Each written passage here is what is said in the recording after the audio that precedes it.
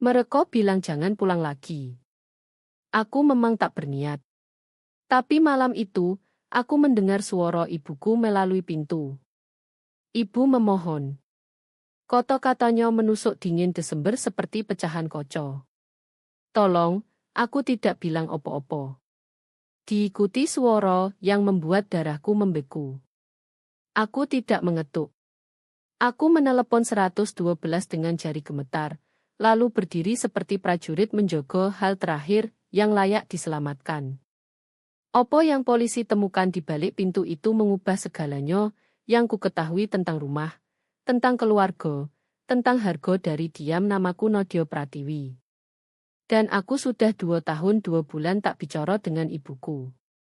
Sejak hari ia memilih suaminya daripada aku. Memilih kedamaian daripada kebenaran. Memilih diam daripada suara anaknya sendiri.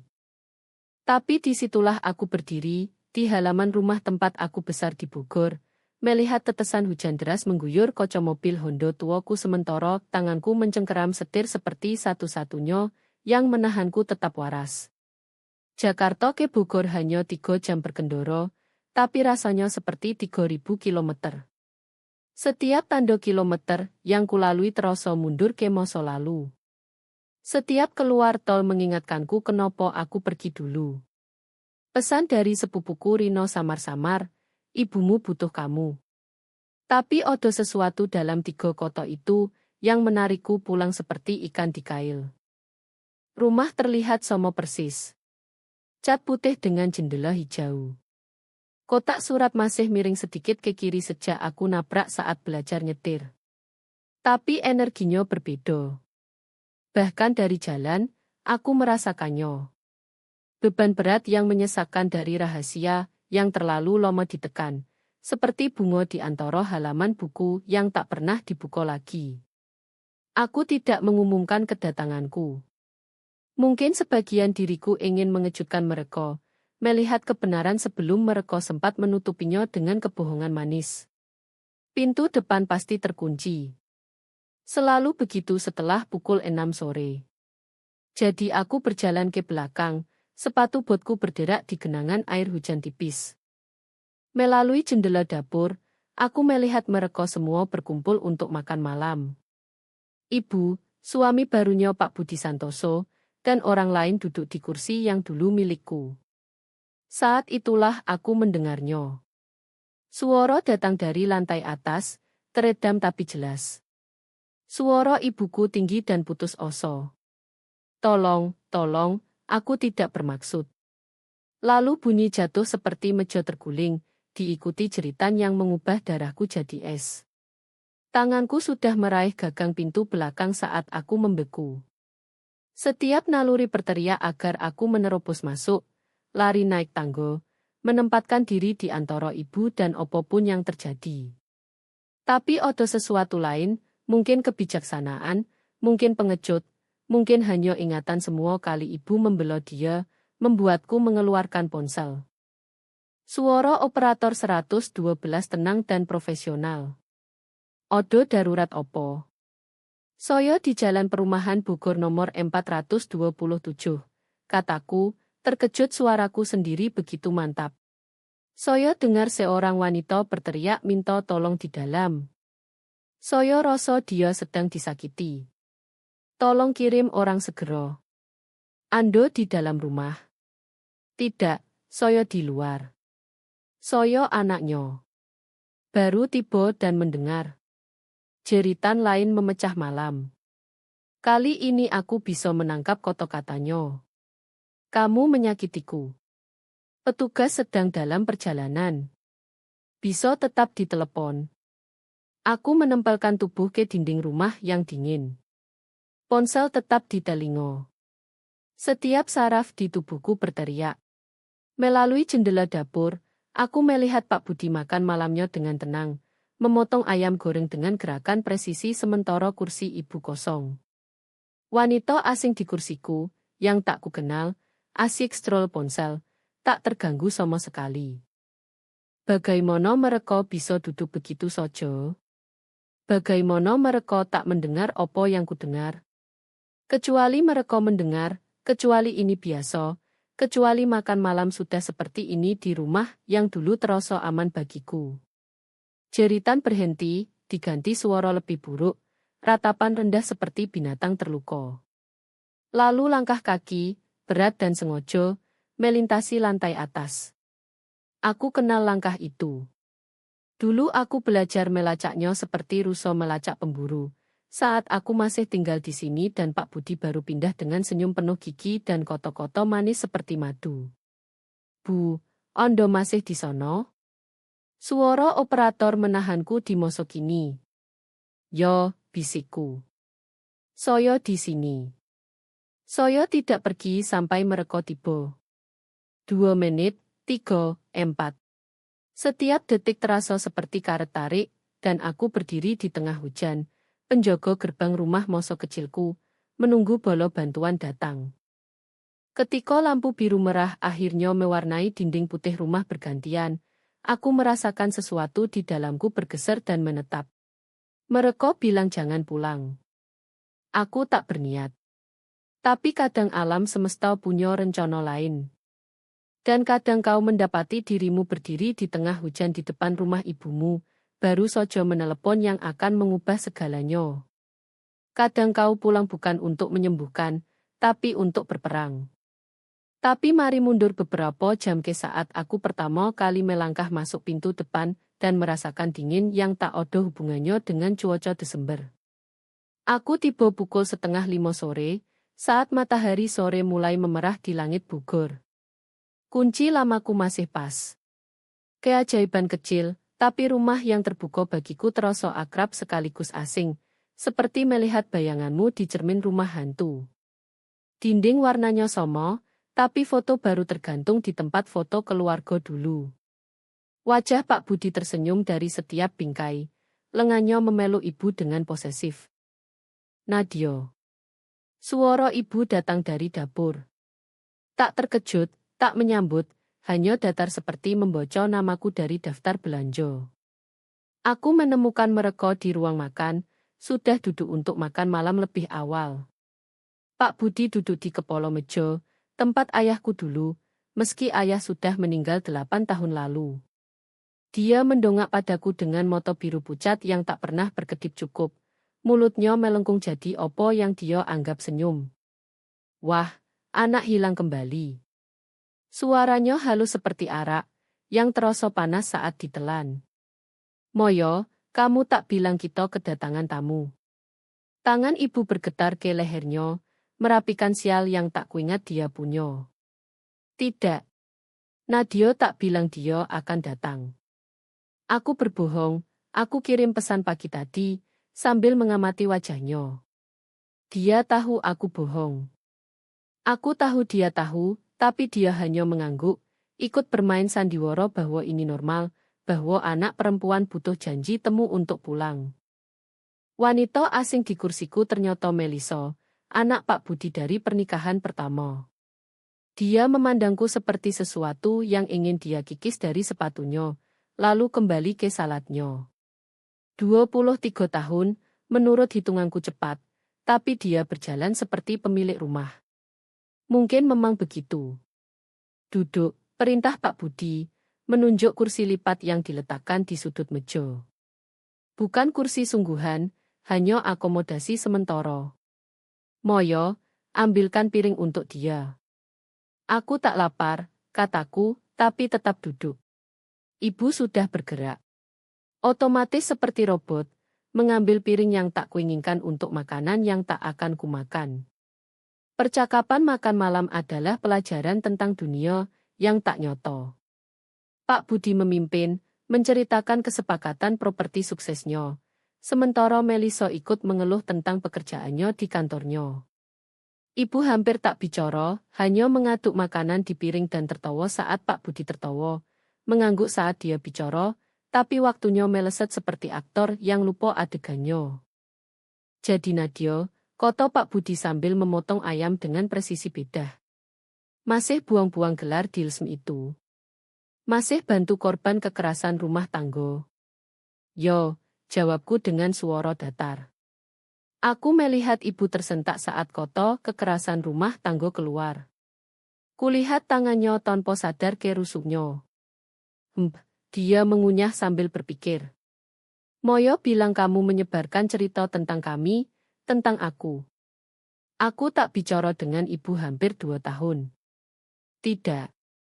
Lalu bagaimana jelaskan petugas sosial yang datang bulan lalu bertanya-tanya.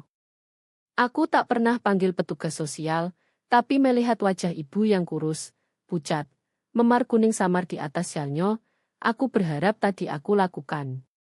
Pasti salah paham, kataku. Pasti, dia tersenyum lagi. Semua gigi.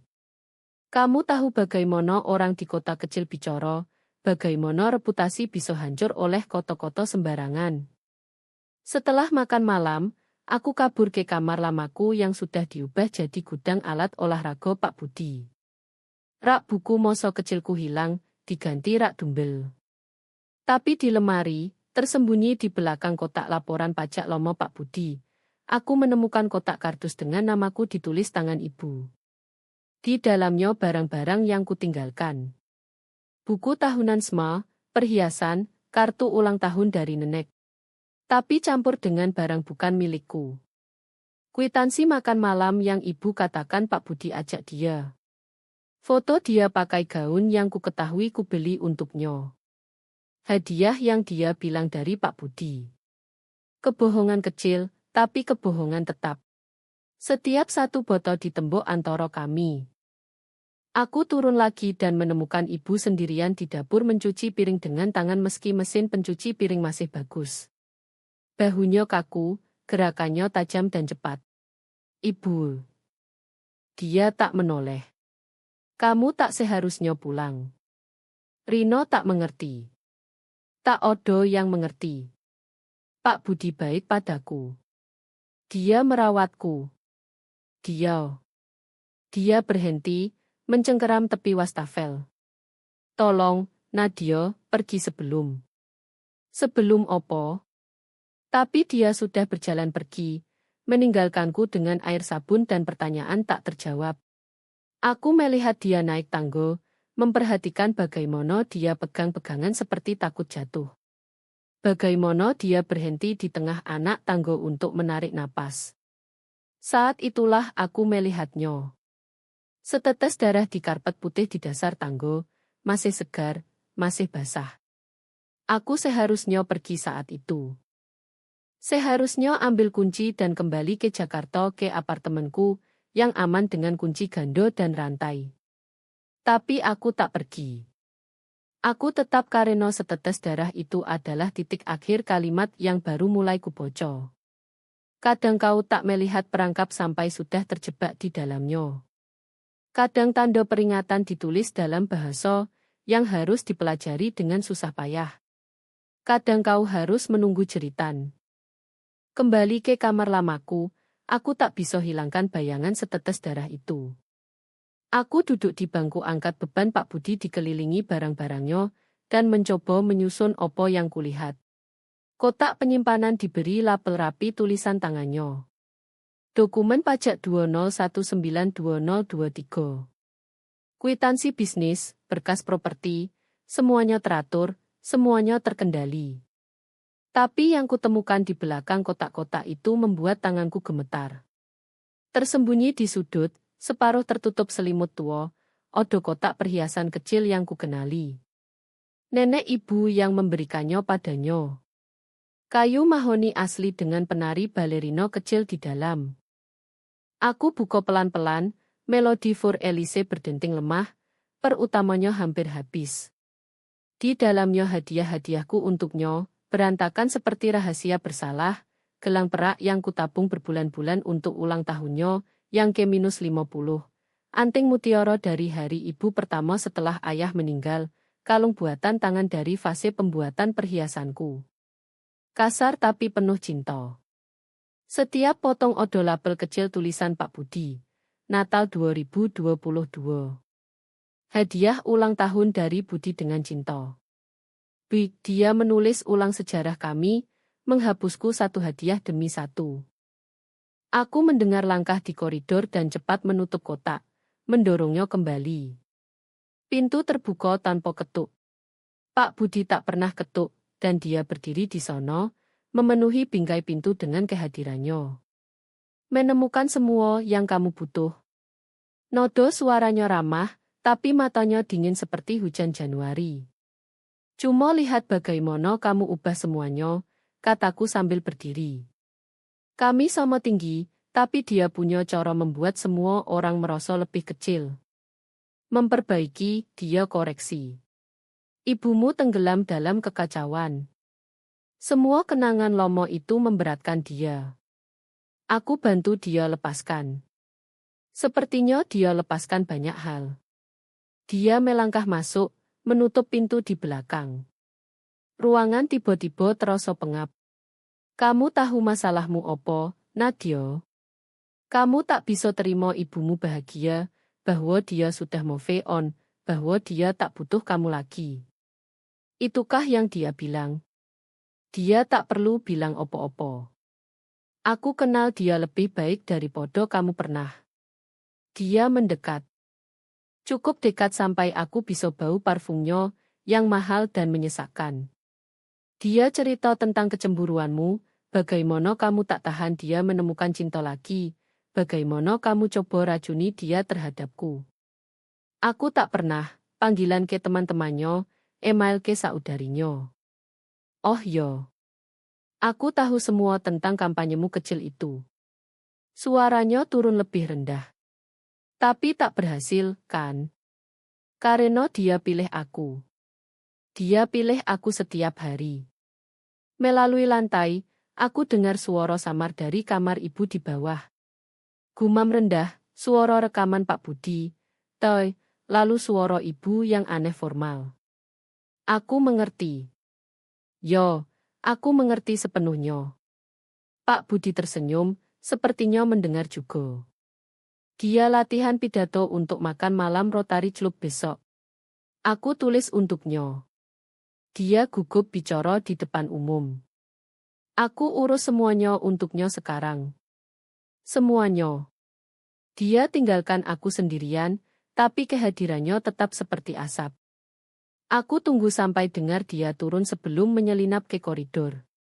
Pintu kamar ibu tertutup, tapi aku bisa dengar dia lebih jelas sekarang, mengulang frasa sama berulang. Pak Budi tunjukkan padaku arti kemitraan sejati. Sebelum dia, aku tersesat. Dia selamatkan aku dari kesepian. Aku tekan telinga ke pintu. Odo yang salah dengan suaranya. Datar, mekanis, seperti membaca naskah yang tak dia percaya. Lalu suara lain. Bisikan kertas, halaman dibalik. Dia membaca dari sesuatu. Ibu, aku ketuk pelan. Membaca berhenti. Diam lalu pergi, Nadia. Tolong. Ibu, aku cuma mau, ku bilang pergi. Keputusasaan dalam suaranya membuatku mundur. Kamu tak mengerti. Kamu tak boleh di sini. Dia tak suka kalau, dia potong koto sendiri. Kalau opo, ibu. Tapi dia sudah diam lagi. Aku berdiri di sono 1 menit lagi, tangan terangkat hendak ketuk lagi. Saat aku dengar sesuatu yang membuat darahku dingin, suara kunci berputar. Dia mengunci diri. Atau seseorang menguncinya. Aku turun lagi dan menemukan Pak Budi dan Melisa di ruang tamu. Nonton tes seperti malam biasa. Wanita asing yang memakai hidupku meringkuk di tempat lamaku di sofa sementara Pak Budi duduk di kursi ayahku. Remote di genggamannya erat. Ibumu capek, katanya tanpa menoleh. Dia butuh istirahat. Kamu tahu dia emosional kalau kamu odo. Dia kelihatan baik saat makan malam. Benarkah? Dia akhirnya menoleh. Atau kamu terlalu sibuk menghakimi kami sampai tak notice bagaimana kehadiranmu mengganggunya? Bagaimana dia hampir tak makan? Bagaimana tangannya gemetar? Aku notice, tapi kukira. Dia rapuh, Nadia. Drama kamu, permusuhanmu terhadap keluarga kami. Tak baik untuk kesehatannya. Dia kembali keta. Kurasa lebih baik kamu pergi besok pagi demi dia. Aku pandang Melisa, berharap retak di topeng, tanda dia lihat apa yang kulihat. Tapi dia hanya menyeringai dan bilang, ayah benar. Kamu bikin Bu Moyo stres. Dia sebut beberapa kali. Moyo, bukan ibumu, seperti ibuku hanya kenalan lain yang mereka toleransi karena sopan santun. Aku tinggalkan mereka dan ke dapur, butuh air, butuh udara, butuh sesuatu. Saat itulah aku lihat tas ibu di meja, tas kulit usang yang dia bawa bertahun-tahun. Bertindak naluriah, aku lihat ke ruang tamu, lalu cepat buka. Dompet odo, tapi tak odo uang, tak odo kartu kredit, tak odo SIM, hanya selembar kertas dilipat kecil. Resep obat kecemasan. Dosis dilingkari penuh merah. Nomor dokter yang tak kukenal dari klinik 2 kota sebelah. Tanganku gemetar saat aku kembalikan semuanya.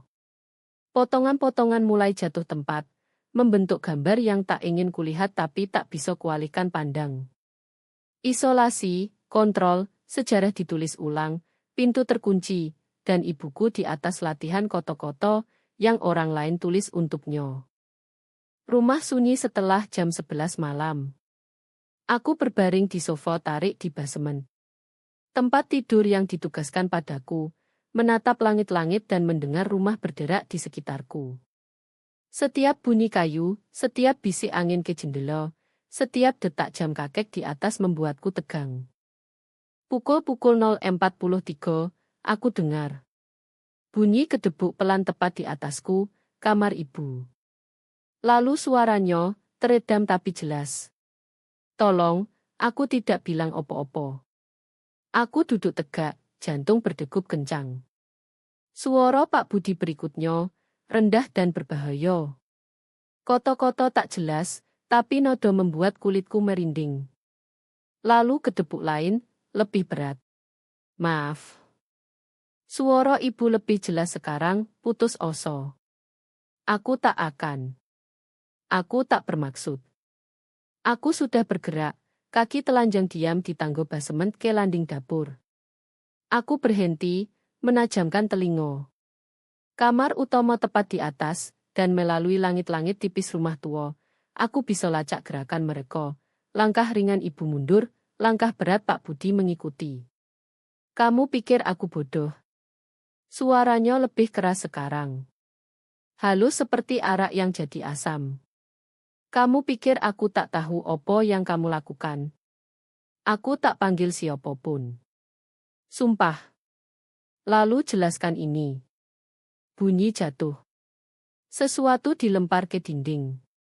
Jelaskan kenapa Bu Lino tanya tentang memar di warung. Jelaskan kenapa dia bilang khawatir padamu. Aku tak tahu. Mungkin dia lihat.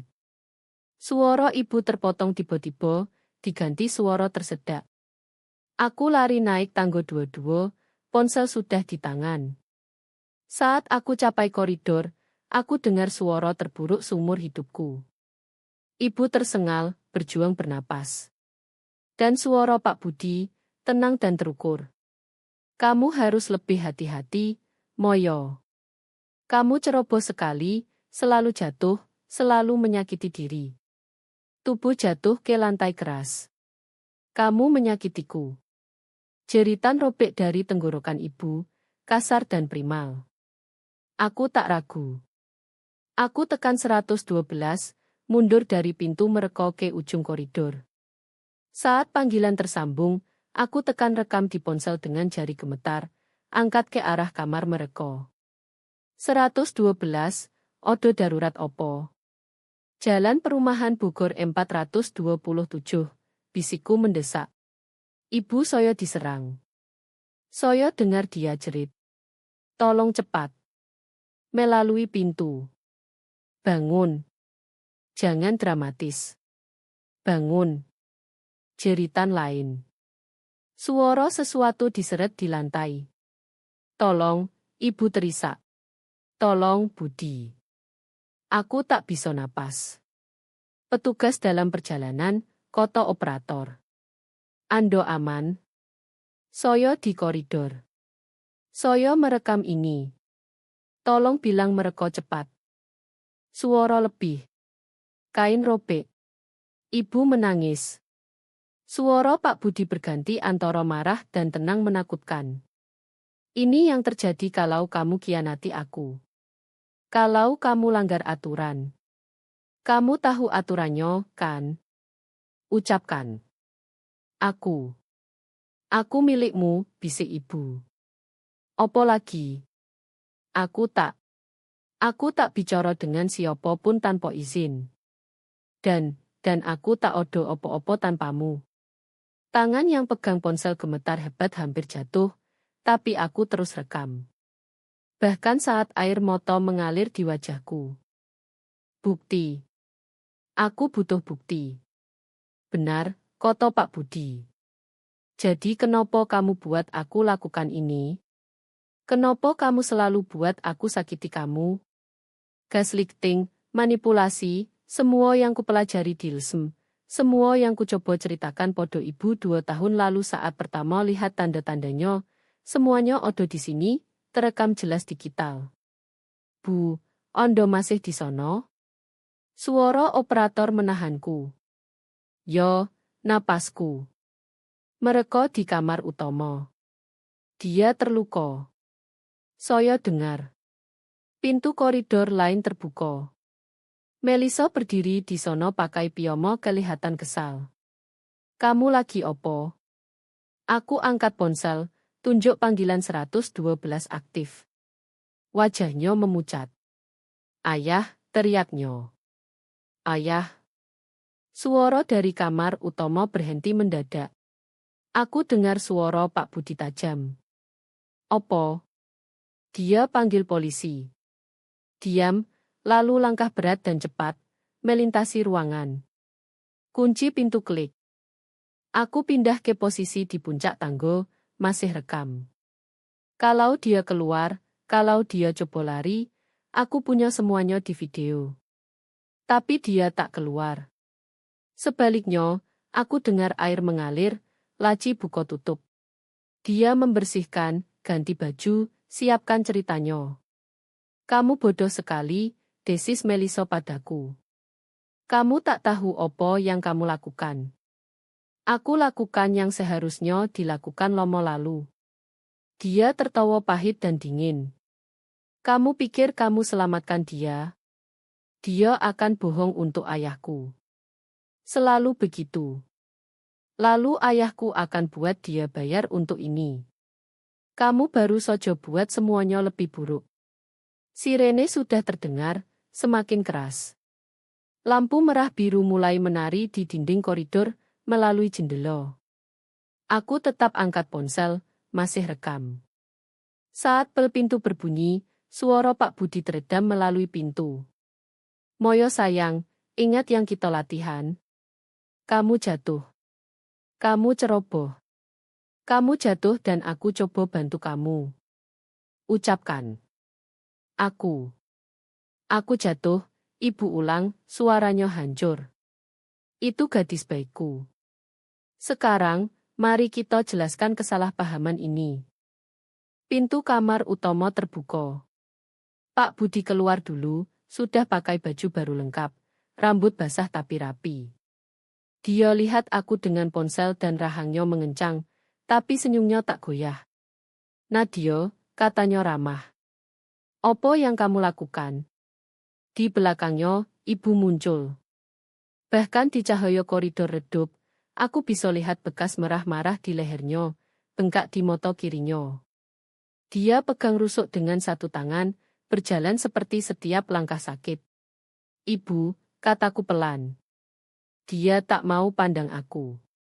Bel pintu berbunyi lagi, diikuti ketukan. Tolong buka. Pak Budi turun tangga, panggil riang. Datang.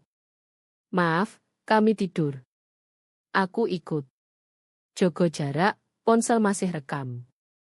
Ibu datang terakhir, pakai dinding untuk tumpuan, dengan Melisa di sisinya, bisik mendesak di telinganya.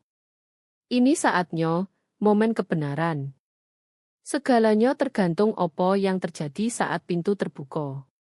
Aku ingat semua wanita yang kukerja di Lesem. Berapa kali mereka kembali?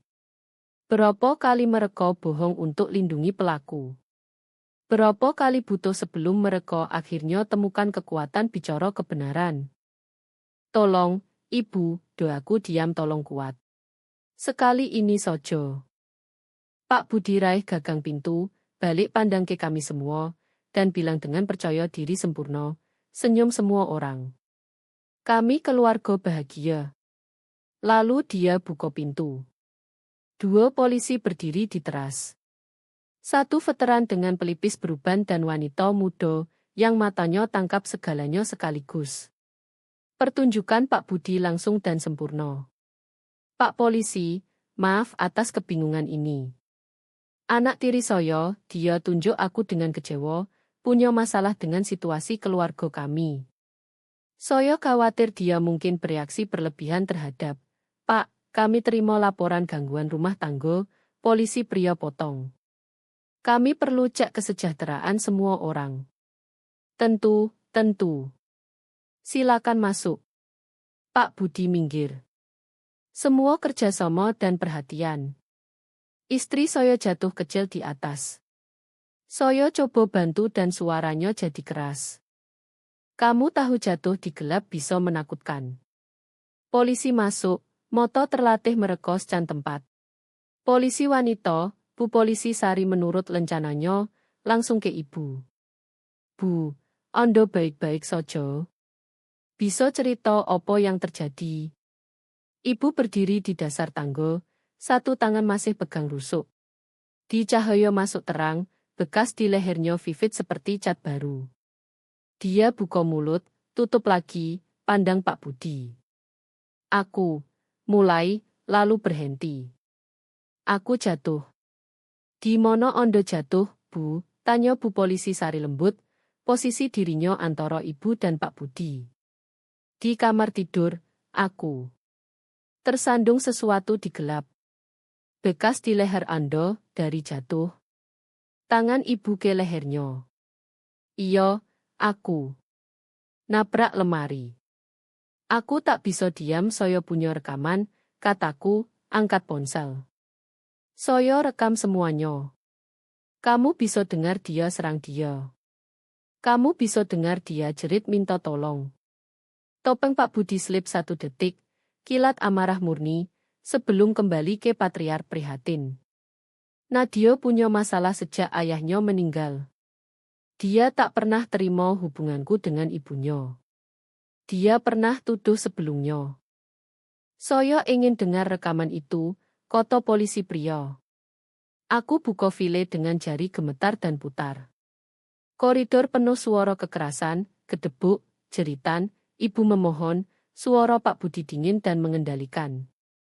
Saat sampai bagian dia buat ibu ucapkan aturannya, aku lihat wajah ibu runtuh. Bu, kata Bu Polisi Sari lembut saat selesai. Apakah Anda lebih nyaman bicara dengan saya secara pribadi? Pak Budi maju. Tak perlu, Moyo. Bilang mereka. Pak, tolong mundur, kata polisi pria tegas. Kami perlu bicara dengan semua orang terpisah. Saya tahu hak saya. Ini rumah saya dan ini penyelidikan kekerasan rumah tangga, jawab polisi. Anda bisa kerjasama atau kami lakukan beda. Bu Polisi Sari pandu ibu ke ruang tamu sementara rekannya tahan Pak Budi di foyer. Aku lihat Melisa coba ikut ayahnya, tapi polisi suruh dia tinggal di dapur denganku. Ini salahmu, desisnya saat kami sendirian. Kamu tak tahu apa yang kamu mulai. Apa yang aku mulai? Ayahmu menyiksa ibuku. Dia bukan ibumu lagi. Dia istri ayahku. Dia pilih. Melalui pintu, aku lihat Bu Polisi Sari duduk dengan ibu, bicara pelan. Ibu sekarang menangis, bahu gemetar. Polisi beri tisu, tunggu sabar, tanya pertanyaan lembut. Lalu aku dengar, hancur, hampir tak terdengar, tapi jelas. Dia sakiti aku. Dia sudah lomo sakiti aku. Sialan, gumam Melisa. Polisi pria muncul di pintu dapur. Nono, saya perlu tanya beberapa hal tentang opo yang Ondo saksikan malam ini. Aku cerita semuanya. Suara yang kudengar, kenapa aku panggil 112 dari podo campur langsung, kekhawatiranku dari awal malam.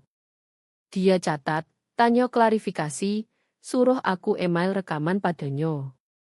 Apakah Ibu Ondo pernah sebut kekerasan sebelumnya? 2 tahun lalu, dia punya memar tak bisa dijelaskan. Saat aku coba bicara, Pak Budi buat dia yakin aku coba pisahkan mereka karena cemburu. Saat itulah dia putus kontak denganku. Bu Polisi Sari keluar dari ruang tamu. Dia dan rekannya bicara pelan, lalu dekati Pak Budi. Pak, kami menahan Ondo atas tuduhan penganiayaan rumah tangga. Ini gila. Topeng halus Pak Budi akhirnya retak total. Dia jatuh. Dia bingung. Moyo, bilang mereka. Tapi ibu tak mau pandang dia.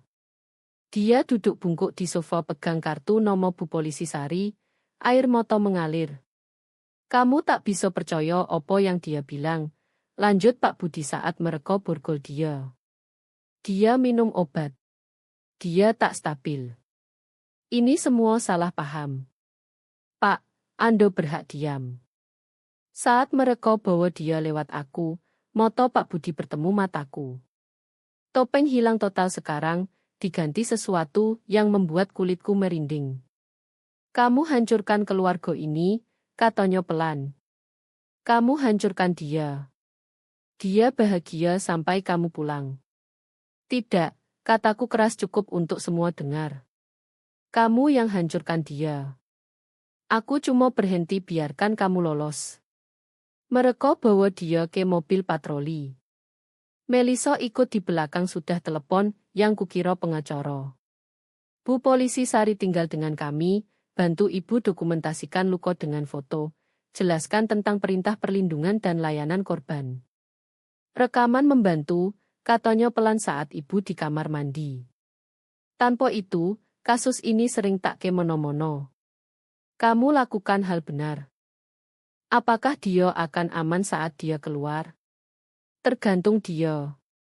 Kami bisa beri sumber daya, tapi dia harus mau pakai. Dia berhenti. Kamu kerja di Lsmdrt, katanya. Aku angguk. Lalu kamu tahu bagaimana ini berjalan. Malam ini cuma langkah pertama. Ibu kembali berjalan kaku, gelang rumah sakit di pergelangan dari para medis yang cek dia. Dia pandang aku pertama kali sejak polisi datang. Kamu pulang, katanya pelan. Rino kirim pesan. Dia khawatir. Aku tak bilang opo-opo padanya. Tak perlu. Orang yang sayang kamu bisa tahu kalau Odo yang salah. Dia mulai menangis lagi. Dan untuk pertama kali dalam 2 tahun, aku peluk ibu saat dia terseduh. Maaf, katanya terus. Maaf sekali. Aku pilih dia daripada kamu. Aku biarkan dia yakinkan aku kamu masalahnya. Kita akan atasi, kataku. Tapi ibu, saat mereka tanya lagi apa yang terjadi, kamu harus bilang kebenaran. Semuanya. Tak peduli sakitnya.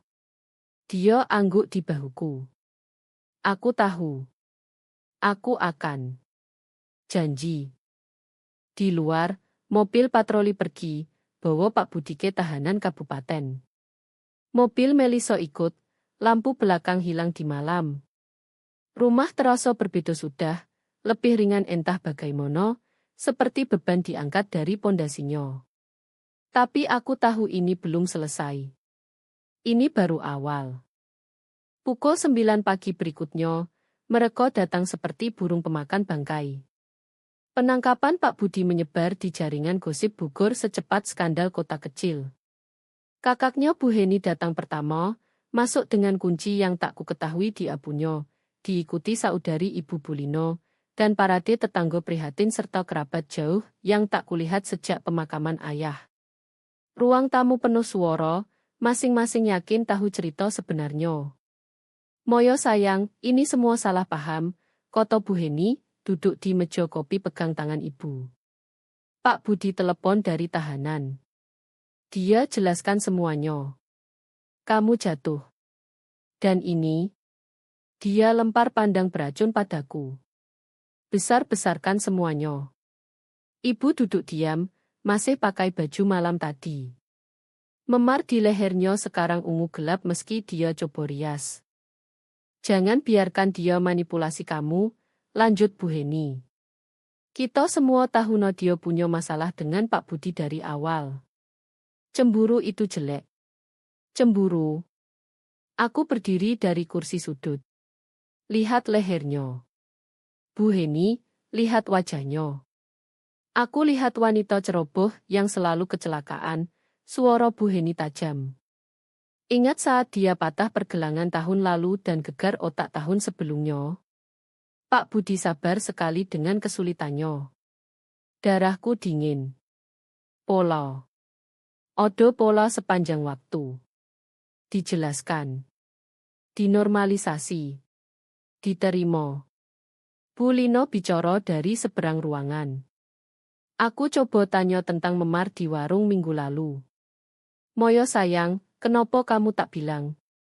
Karena tak odo yang diceritakan, bentak Bu Heni. Dan sekarang lihat opo yang campur tanganmu sebabkan. Bisnis Pak Budi hancur. Reputasinya rusak. Semua karena seseorang tak bisa urus urusan sendiri. Suara lebih banyak ikut, ciptakan kegaduhan tuduhan dan penyangkalan. Pak Budi pria baik sekali, dia tak pernah. Dia selalu dramatis, bahkan kecil dulu. Kasihan Melisa, lihat ayahnya dibawa seperti kriminal. Mungkin kalau Moyo istri lebih baik, ibu sepertinya menyusut dengan setiap komentar, melipat diri seperti origami. Aku lihat dia hilang ke tempat korban betet saat dunia terlalu banyak. Pandangan kosong jauh yang sering kulihat di Lsem. Semua keluar, kataku berdiri. Sekarang. Bu Heni tertawa. Kamu tak tinggal di sini lagi, gadis kecil. Kamu tak bisa. Keluar, suaraku pecah seperti cambuk. Ini rumah ibuku, dan dia butuh istirahat. Siapapun yang tak bisa dukung pemulihannya bisa pergi. Moyo, kamu biarkan dia bicara begitu pada kami, tuntut Bu Heni. Ibu akhirnya angkat pandang. Suaranya hampir bisik, tapi terbawa. Tolong pergi. Opo? Ku bilang tolong pergi. Lebih kuat sekarang. Semua, aku butuh. Butuh tenang. Wajah Bu Heni merah. Saat Pak Budi keluar, dan dia akan keluar, kamu akan menyesal ini. Dia hal terbaik yang pernah terjadi padamu. Dan kamu buang untuk opo? Untuk dia. Dia tunjuk aku. Anak yang tinggalkan kamu. Anak yang selamatkan aku, ibu kota pelan. Ruangan meledak. Tuduhan terbang seperti pecahan.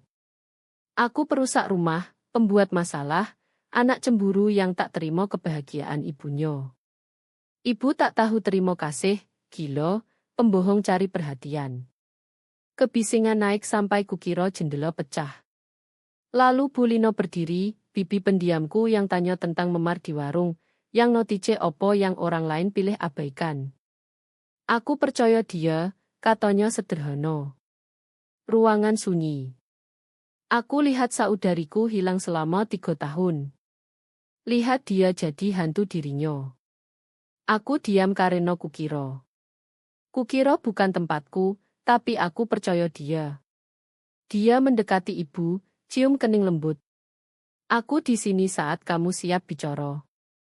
Lalu dia pergi, bawa beberapa orang lain. Bu Heni kumpulkan sisa pendukung Pak Budi di pintu. Dia balik. Dia punya pengacara terbaik di provinsi. Ini belum selesai. Dan saat dia pulang, kamu, tunjuk aku, tak akan diterima di sini. Ini bukan rumahnya, kataku. Ini rumah ibuku. Ayahku wariskan padanya. Sesuatu berkedip di mata Bu Heni. Ketakutan. Kita lihat. Setelah mereka pergi, rumah terasa kosong. Ibu dan aku duduk di reruntuhan tuduhan dan ikatan keluarga rusak. Mereka benci aku, katanya. Mereka benci kebenaran. Ada bedanya. Mungkin mereka benar. Mungkin aku dramatis. Mungkin. Ibu. Aku berlutut di depannya, pegang tangannya. Aku punya rekaman. Aku dengar dia sakiti kamu. Aku lihat apa yang dia lakukan. Ini bukan drama. Ini bertahan hidup. Dia cari wajahku. Bagaimana kalau aku tak cukup kuat? Bagaimana kalau aku terima dia kembali? Pertanyaan yang setiap pendamping takut karena statistik beri jawaban. Korban kembali rata-rata 7 kali sebelum pergi selamanya. Beberapa tak pernah pergi. Moko aku tetap di sini, kataku. Aku tetap sayang kamu, tapi ibu, kamu harus coba. Kamu harus lawan. Malam itu, sendirian lagi, aku temukan dia di dapur buat teh dengan tangan gemetar. Rumah terasa berbeda tanpa Pak Budi. Lebih ringan tapi tak stabil, seperti meja kehilangan kaki. Odo yang harus kamu tahu, katanya tanpa pendahuluan. Tentang rumah, kenapa Bu Heni begitu ingin Pak Budi kembali? Aku tunggu. Pak Budi coba buat aku tanda tangan alihkan rumah padanya untuk alasan pajak. Katanya untuk masa depan kita. Bu Heni juga dorong. Dia punya skema investasi dengan dia. Dia tertawa pahit. Ayahmu pasti berguling di kubur. Potongan pusle lain pas tempat. Bukan cuma kontrol. Tentang aset, tentang ambil segala yang ayahku tinggalkan untuk lindungi dia. Kita butuh pengacara, kataku. Besok. Dia angguk, lalu tanya pertanyaan yang tergantung seharian. Kamu pikir orang akan percaya aku di pengadilan? Aku pikir rekaman di ponselku, foto lukonya, dokumentasi hati-hati Bu Polisi Sari, kesediaan Bu Lino bersaksi tentang apa yang dia lihat. Aku tak tahu, jawabku jujur. Tapi kita punya bukti. Kita punya kebenaran. Kadang itu cukup. Dan kadang tidak. Tidak, aku setuju. Kadang tidak, tapi kita lawan tetap. Dia tersenyum saat itu, kecil dan rapuh, tapi nyoto. Untuk pertama kali bertahun-tahun, aku lihat kilas ibu yang kuingat. Yang ajari aku berdiri untuk diri sendiri, yang hadapi kanker dan menang, yang selamat kematian ayah dengan anggun. Baiklah, katanya. Kita lawan. Di luar, mobil lewat pelan di depan rumah, Mercedes perak Bu Heni, berputar seperti hiu. Garis pertempuran sudah digambar. Keluarga pilih pihak. Besok bawa pengacara dan pertanyaan dan tekanan cabut tuduhan. Besok uji setiap tetes kekuatan ibu yang tersisa. Tapi malam ini kami minum teh di dapur tempat aku belajar masak. Dan untuk pertama kali dalam 2 tahun, kami ibu dan anak lagi, memar dan hancur, tapi tak terkalahkan. Pelum. Buku harian disembunyikan di balik jeruji perapian, dibungkus plastik dan tertutup abu. Aku temukan secara tak sengaja 3 hari setelah penangkapan Pak Budi saat bantu ibu bersih-bersih rumah dalam-dalam. Caranya merebut kembali ruang inci demi inci. Ini opo, tanyaku, tarik paket itu.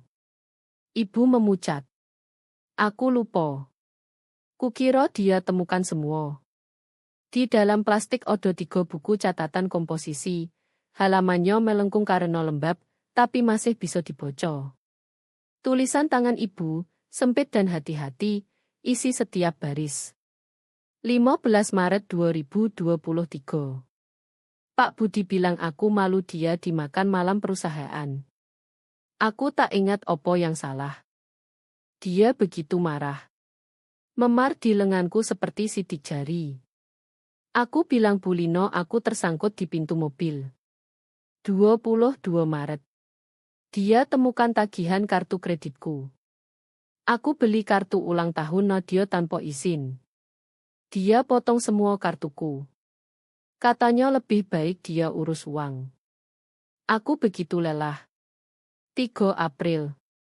Aku coba telepon Nadia hari ini. Pak Budi lihat nomornya di ponselku. Dia lempar ke dinding. Katanya dia racuni aku terhadapnya. Mungkin dia benar. Mungkin aku gila. Aku duduk di lantai ruang tamu bocah sementara ibu mondar-mandir di belakang. Setiap entry jendela ke neraka yang dia jalani.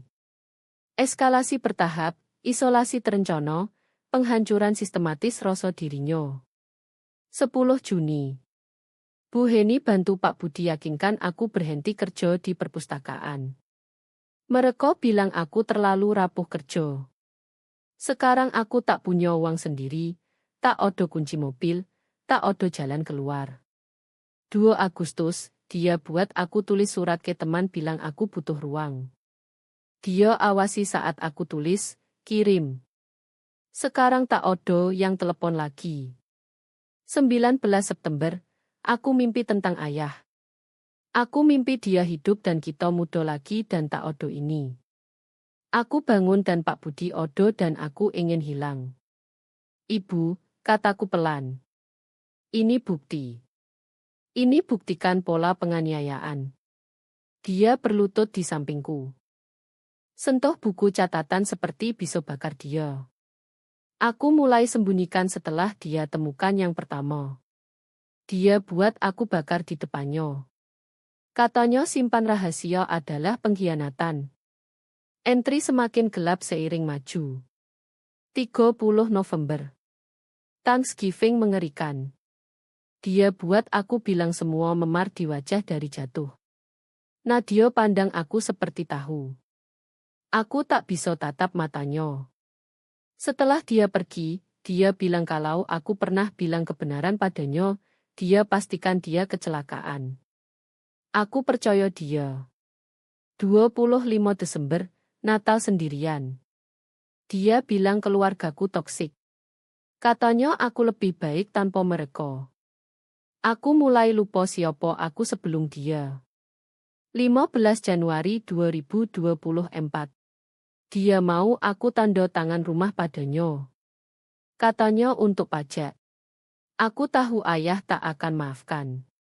Tapi aku begitu lelah lawan. Mungkin kalau aku beri yang dia mau, dia berhenti sakiti aku. 3 Februari. Tahu Bu Heni terlibat skema pengembangan properti. Mereka butuh rumahku untuk jaminan. Saat aku tolak, Pak Budi cekik leherku. Aku tak bisa napas. Kukira aku mati. Lalu dia peluk aku saat aku menangis dan bilang maaf. Katanya aku buat dia gila. Katanya dia terlalu sayang aku. Entry terakhir tanggal seminggu lalu. 28 Januari 2025. Nadia mungkin pulang. Rino telepon dia. Pak Budi tak tahu. Aku ketakutan. Aku ingin lihat anakku. Aku ingin dia selamatkan aku, tapi aku lebih takut apa yang dia lakukan padanya. Tuhan tolong aku. Aku jadi pengecut. Kalau kamu bocor ini dan aku sudah diodo, tahu bahwa aku sayang kamu, Nadia.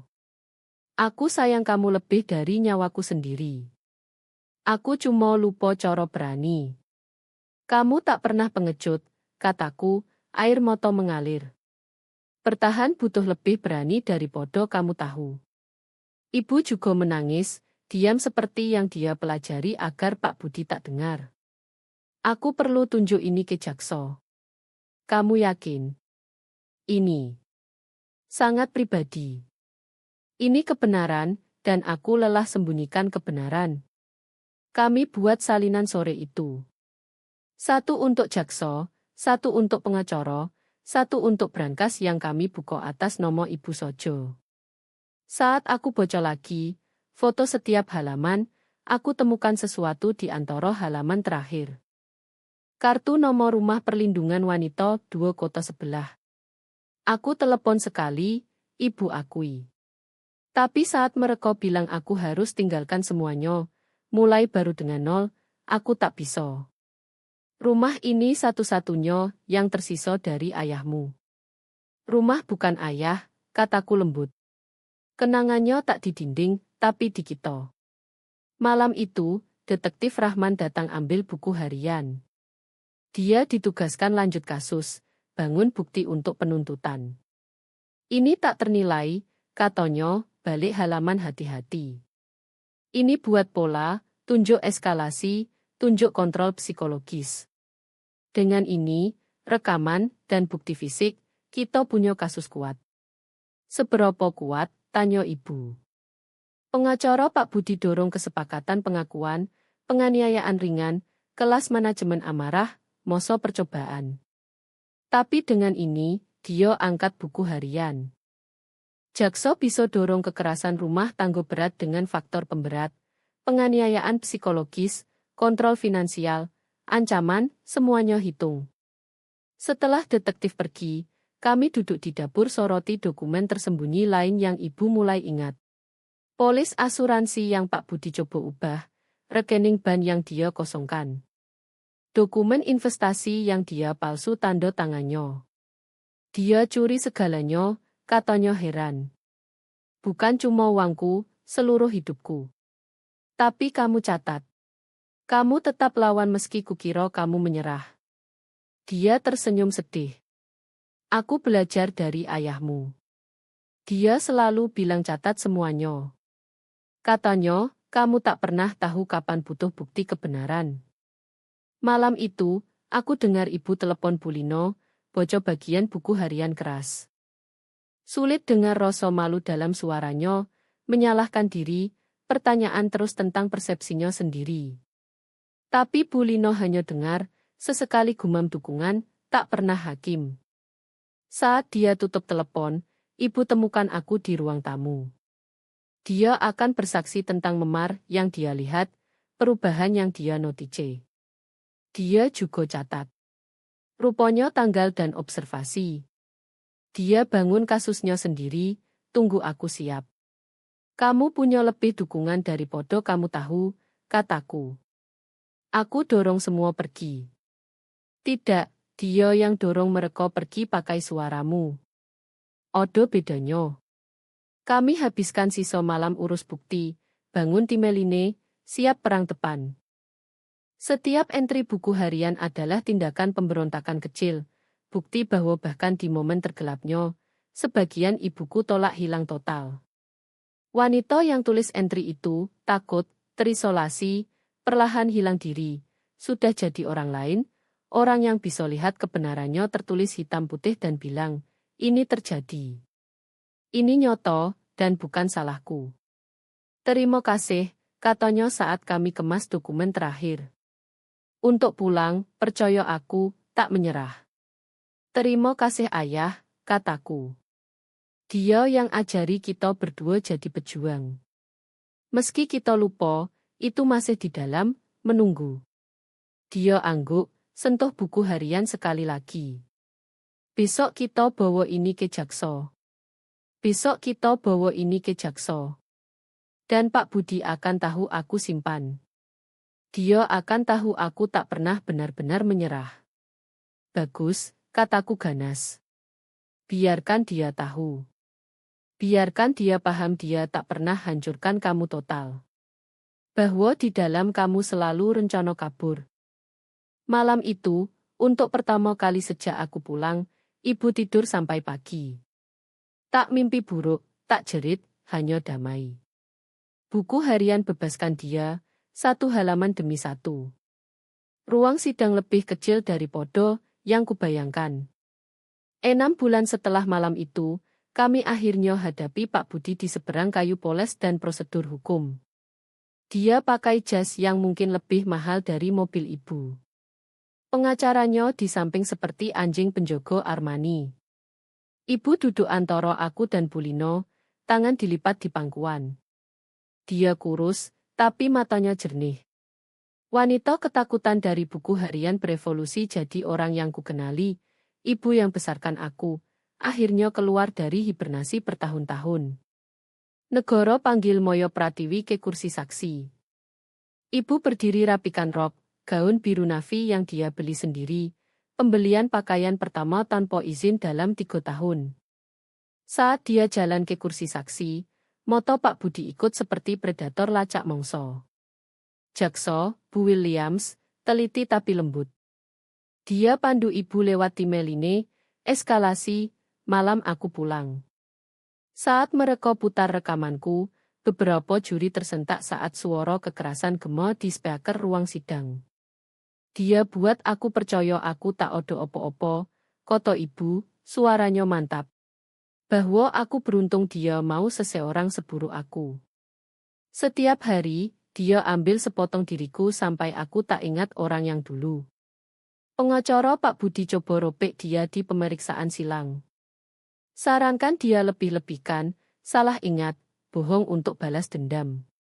Tapi ibu punya buku harian. Dia punya foto. Dia punya kebenaran. Benarkah Anda bilang polisi Anda jatuh? Pengacara desak. Yo, koto ibu sederhana. Dia berdiri di belakang polisi. Aku ketakutan. Aku dilatih bohong untuknya. Butuh keberanian anakku untuk bantu aku temukan keberanianku sendiri. Aku bersaksi berikutnya, gambarkan opo yang kusaksikan, ku dengar. Pak Budi pandang aku sepanjang waktu, rahangnya kencang sampai ototnya lompat. Saat aku selesai, dia condong bisik marah ke pengacaranya. Bu Lino bersaksi tentang perubahan yang dia amati. Detektif Rahman sajikan bukti fisik. Jaksa bangun kasus boto demi boto. Penganiayaan finansial, penyiksaan psikologis, kekerasan fisik, isolasi sistematis. Lalu Pak Budi naik kursi. Pertunjukannya luar biasa. Pengusaha sukses yang salah paham tragis. Suami penyayang hadapi istri tidak stabil mental. Dia punya penjelasan untuk semuanya. Memar dari kecerobohannya. Ketakutan di rekaman adalah kebingungan. Buku harian fiksi dari wanita cari perhatian. Aku sayang Moyo, katanya, berhasil keluarkan air mata. Aku cuma mau rawat dia, tapi dia sakit. Dia butuh bantuan, bukan penuntutan. Beberapa juri kelihatan simpati. Hatiku tenggelam. Tapi Bu Williams belum selesai. Di pemeriksaan silang, dia keluarkan dokumen palsu, rekening kosong, surat alih properti yang ibu tolak tanda tangan. Kalau Ondo rawat istri sakit, tanyanya, kenapa Ondo curi asetnya secara sistematis? Topeng Pak Budi selip 1 detik. Kilat amarah yang kudengar malam itu. Aku lindungi investasi kita dengan taruh semuanya atas namaku, dengan biarkan dia tanpa akses uang atau transportasi. Karena kamu bilang dia tak mampu. Karena kamu buat dia percaya dia tak mampu. Benar kan, Pak Santoso? Keberatan terbang, tapi kerusakan sudah. Juri lihat di balik topeng. Bu Heni bersaksi untuk pembela, gambarkan ibu tidak stabil dan aku pendendam. Melisa naik kursi gambarkan kemurahan ayahnya, kebaikan padanya. Tapi di pemeriksaan silang, dia akui dia tak pernah tinggal dengan mereka, tak pernah lihat interaksi harian, tak pernah tanya kenapa ibuku tak punya teman, tak punya kerja, tak punya kebebasan. Argumen penutup ambil 2 jam. Pembela gambarkan perselisihan rumah tangga dibesar-besarkan. Penuntut tunjuk pola penganiayaan eskalasi yang akan berakhir kematian kalau aku tak pulang malam itu. Juri musyawarah 6 jam. 6 jam terasa 6 tahun.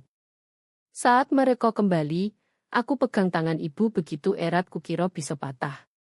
Atas tuduhan kekerasan rumah tangga berat dengan faktor pemberat, kami nyatakan terdakwa bersalah. Atas tuduhan eksploitasi finansial dewasa rentan.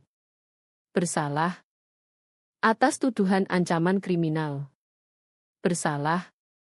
Wajah Pak Budi memucat di belakang kami. Bu Heni tersedak. Melisa mulai menangis. Hukuman hakim cepat, 18 tahun, kemungkinan parole setelah 12. Saat sipir gerak ambil dia, Pak Budi balik pandang kami sekali lagi. Kamu hancurkan segalanya, katanya. Tapi dia pandang aku. Ibu saya bukan segalanya ondo, jawabku. Koto somo yang kutahan berbulan-bulan. Dia tak pernah. Mereka bawa dia pergi borgol, jas mahalnya tak pelindung keadilan. Di luar gedung pengadilan, ibu berdiri di sinar matahari, tarik napas dalam. Selesai.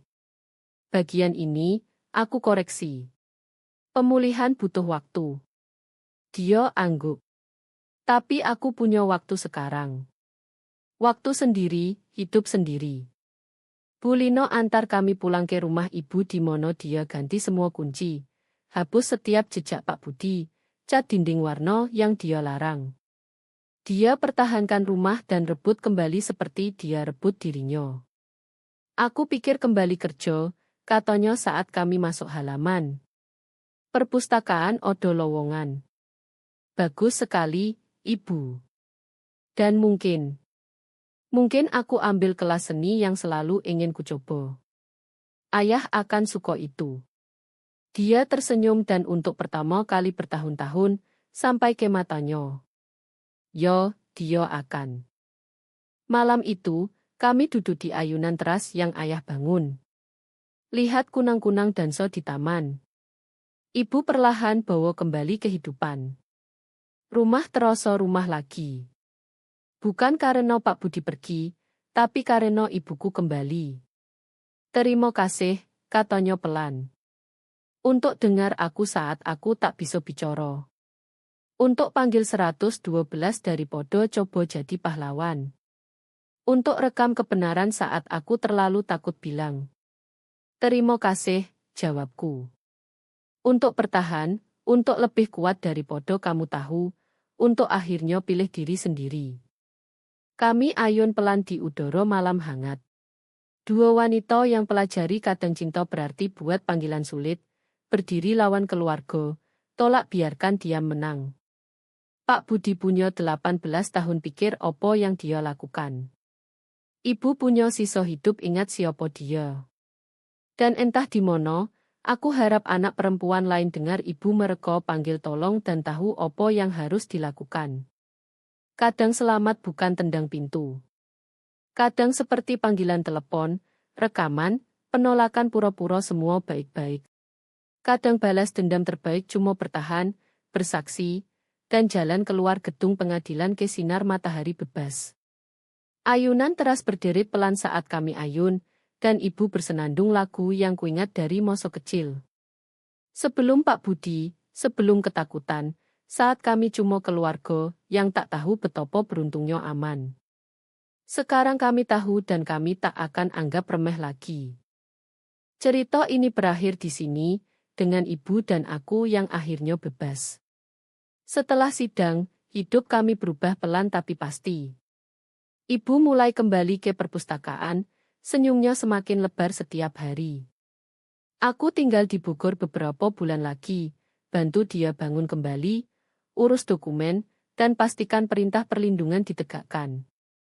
Pak Budi mengajukan banding, tapi bukti terlalu kuat, buku harian, rekaman, saksi, semuanya. Pengadilan tolak, dan dia tetap di penjara. Bu Heni dan Melisa menghilang dari hidup kami. Gosip kota kecil perlahan redup saat orang lihat ibu bangkit lagi. Suatu sore, kami duduk di taman belakang, minum teh seperti dulu. Aku tak pernah bayangkan bisa seperti ini lagi, kata ibu sambil pandang bunga yang dia tanam sendiri. Bebas. Aku pegang tangannya. Kamu layak, ibu. Kita berdua layak. Kami tak bicara banyak lagi. Cukup nikmati diam yang sekarang damai, bukan penuh ketakutan. Dilsem, Aku cerita kasus ini ke rekan kerja sebagai pelajaran. Kadang satu panggilan 112, satu rekaman bisa ubah segalanya. Banyak korban terdatang mendengar cerita kami, dapat harapan. Waktu berlalu, ibu ambil kelas seni seperti janjinya. Lukisannya pertama tentang rumah kami di bawah hujan, cahaya polisi samar di latar, simbol perjalanan kami. Aku kembali ke Jakarta, tapi tiap akhir pekan pulang, bawa bunga atau cerita kecil. Keluarga yang tersisa, Bu Lino, Rino, datang lebih sering, bawa makanan, towo, dan dukungan. Rumah di Bogor kini penuh suara hidup lagi, bukan jeritan. 1 tahun kemudian, di ulang tahun ibu, kami rayakan kecil-kecilan. Dia pakai gaun baru, tak odo sial sembunyikan memar. Terima kasih karena tak menyerah padaku, bisiknya saat peluk. Kamu yang ajari aku tak pernah menyerah, jawabku. Kami tertawa, ingat malam hujan itu sebagai titik balik, bukan akhir. Karma datang, Pak Budi kehilangan segalanya, bisnis, reputasi, kebebasan. Ibu dapat kembali hidupnya, kekuatan, dan anaknya. Cerita ini bukti bahwa dalam kegelapan penganiayaan rumah tangga, odo cahaya keberanian. Bagi siapapun yang dengar jeritan ibu atau rasakan diam yang menyesakkan, ingat, panggil bantuan, rekam kebenaran, lawan. Kamu tak sendirian. Keluarga bisa sembuh, cinta bisa kembali, dan keadilan, meski lambat, akhirnya datang. Di Bogor yang damai, di rumah putih dengan jendela hijau, ibu dan aku hidup lagi, lebih kuat, lebih bijak, dan bebas selamanya.